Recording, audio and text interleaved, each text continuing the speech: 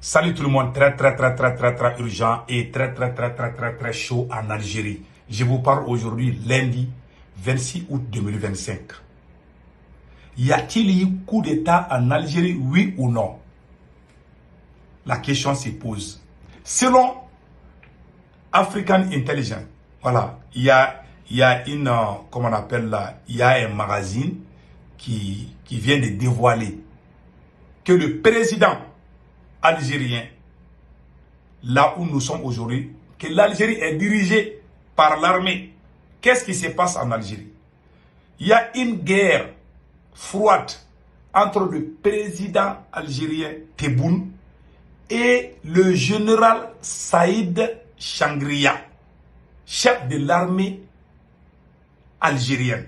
Voilà le général Saïd Changria, qui est chef de l'armée. Qu'est-ce qui se passe? Je vais lire. Parce que le président algérien voulait... Je vais vous donner un petit résumé avant de lire les postes d'abord. Le président algérien voulait limoger ce vieux général qui a 80 ans aujourd'hui, qui est né en 1945, qui a fait la guerre d'Algérie. Un militaire pro-russe. Il a fait toute sa formation presque en Russie. Et le président algérien voulait le remplacer par le général Mohamed Kaïda. Le général Mohamed Kaïda, voilà, qui est un peu plus jeune, qui est pro. Le président algérien voulait remplacer le général Sangria par le général Mohamed Kaïdi. Voilà, Mohamed Kaïdi, qui est pro-occidental. Ce monsieur aime les Occidentaux, il aime les Français, les Américains. Ouais, donc le petit jeu du président algérien là, ouais. Il veut mettre les pro-russes à côté et travailler et essayer de faire ces petits jeux-là. Donc, allons-y avec les détails. C'est ce qu'on a appris. Hein. Voilà. Et c'est ce que je vais dire tout de suite. Malheureusement, le président algérien est malade. Donc, c'est l'armée qui dirige. Voilà. Donc maintenant, selon African Intelligence, donc maintenant, le retour du président Abdelmadjid Tebboune, c'est la même chose qui se passe au Mali. C'est comme le général Assimi Goïta veut mettre le ministre de la Défense de force à côté et puis travailler avec une force. Parce que le ministre de la Défense du Mali, le général Sadou Kamara, est un militaire pro-russe. Donc le président Assimi Goïta veut gérer un petit jeu. Donc moi j'aimerais que toutes les forces armées maliennes écoutent ce que je vais dire. L'armée algérienne a pris sa responsabilité. Hein. Mais le coup d'État en Algérie, ce n'est pas comme les coups d'État de nos pays là. Et ils n'arrêtent pas le président. Mais qu'est-ce qui se passe? Voici comment l'armée algérienne est en train de diriger l'Algérie. Et regardez ce qui se passe. Le retour du président algérien Abdelmadjid Tebboune, encore convalescent, après de nouveaux ennuis de santé, est loin d'être une simple affaire médicale. Selon plusieurs sources proches des cercles sécuritaires, ce dossier est aujourd'hui sous le contrôle direct du chef d'état-major de l'armée nationale de l'Algérie, le général Saïd Changria, et ses services de renseignement. Le président Tebboune aurait envisagé, dès la fin de 2024, d'écarter ou de limoger le général Changria, Mohamed Changria, pour placer le général Saïd Changria, pour le remplacer par le général Mohamed Kaïdi. Ce dernier réputé proche de certains cercles civils et occidentaux. Ouais, le général Mohamed Kaïdi est très proche des occidentaux. Voilà. Donc, une figure intègre de l'institution militaire. Depuis son hospitalisation en Europe, le président algérien se trouve dans une situation de dépendance inédite. Officiellement, la présidence communique sur une reprise progressive de ses activités, mais les images soigneusement mises en scène masquent mal l'emprise de l'état-major sur son calendrier et sur ses apparitions publiques. C'est le département de la sécurité et de la documentation qui gère les informations sur le président, explique une source sécuritaire.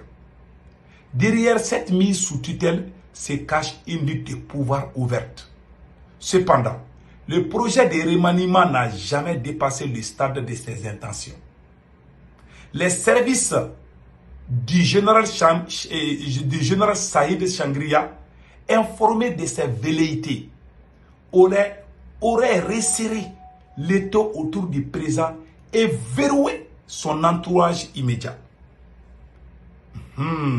Son entourage immédiat.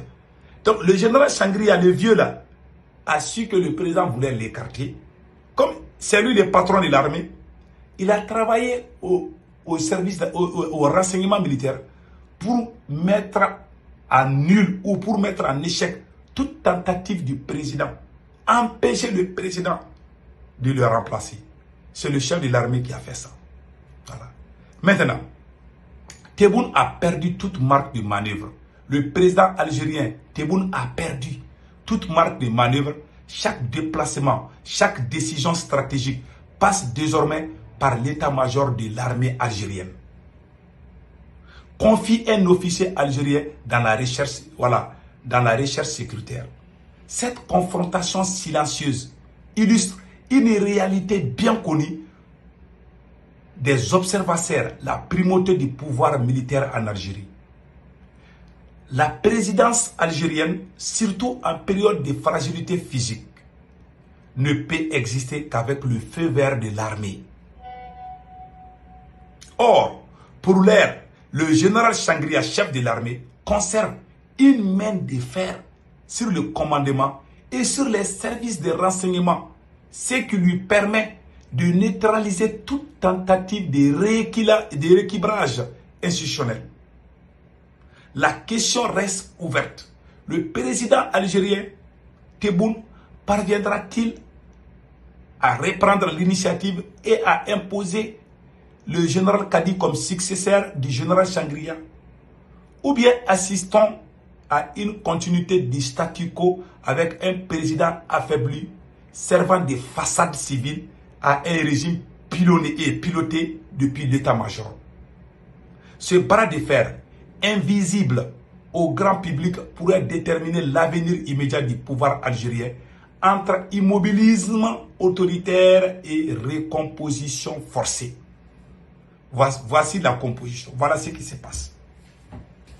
Donc, quand vous regardez le cas de l'Algérie, depuis la guerre d'Algérie, depuis la guerre entre l'Algérie et la France, c'est l'armée qui dirige l'Algérie.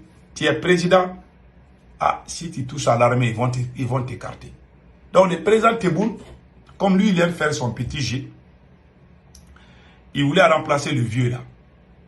Le vieux général Sangria, que vous voyez ici, le général Sangria, il voulait les remplacer par un pro-occidental, un président un général qui est pro-occidental, voilà.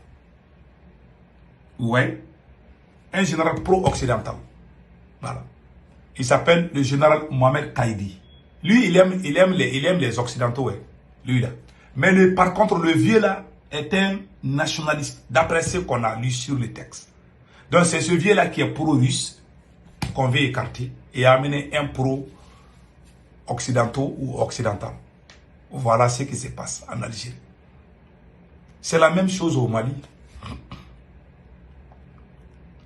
Voilà comment ça s'est fait. Toute l'armée algérienne est restée derrière lui. Maintenant, c'est lui qui dirige l'Algérie. Toutes les décisions maintenant passent par l'armée algérienne. Et ils ne veulent pas qu'on les manipule. Qu'on les remet qu'on utilise la politique contre l'Algérie. Ils ne veulent pas ça. Donc voilà ce qui se passe. Voilà pourquoi le président algérien, ce monsieur n'a jamais été clair. Il défend toujours souvent il est avec la France, souvent il vit, on ne sait même pas il est sur quel pied, on ne sait même pas qu'est-ce qu'il veut quoi. Il aime faire des petits jets. Maintenant chez lui en Algérie, on dirait ça ne va pas. On dit aussi qu'il est malade, que le président algérien est tout le temps malade. Parfois il part en Allemagne pour aller se soigner, et ainsi de suite quoi. Donc voilà ce qui se passe. Donc l'Algérie, le conseil que moi je donne à l'armée malienne, c'est de reprendre ses responsabilités. L'armée malienne doit prendre ses responsabilités pour dégager ces gens-là. C'est tout ce que moi je veux dire. Je dis et je le répète, l'armée malienne doit faire la même chose comme l'Algérie l'a fait. Il ne faut pas attendre qu'ils vont dégager le général Sadio Kamara. Ça, c'est pas bon. Donc voilà un peu tout.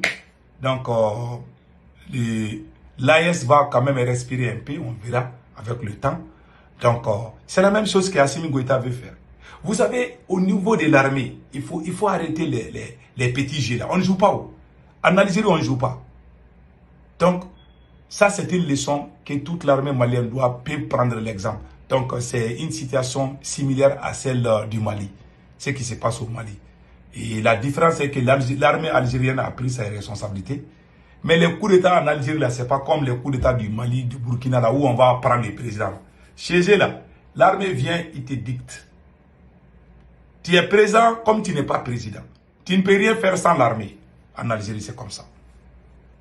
Parce qu'ils ont souffert pendant la guerre contre la France. Donc, ils ne veulent plus des petits jeux là. Donc, c'est un peu ça. Donc, c'était ça que je voulais vous montrer. Et l'Égypte aussi avait tenté. Mohamed Morsi, quand il a été élu président de l'Égypte, il a changé la tête de l'armée. Ouais, c'est lui le jeune qui l'a amené là. C'est général Sissi là. C'est Sissi qui a fait coup d'État contre Morsi. Pourtant, il y avait les vieux qui étaient à la tête de l'armée en Égypte. Lui, il a dit que non, qu'ils sont vieux, il va amener les jeunes. Ce sont ces jeunes-là qui ont fait coup d'État contre lui. Donc, je pense que l'Algérie doit prendre l'exemple de ce qui s'est passé en Égypte. Donc, c'est un peu ça.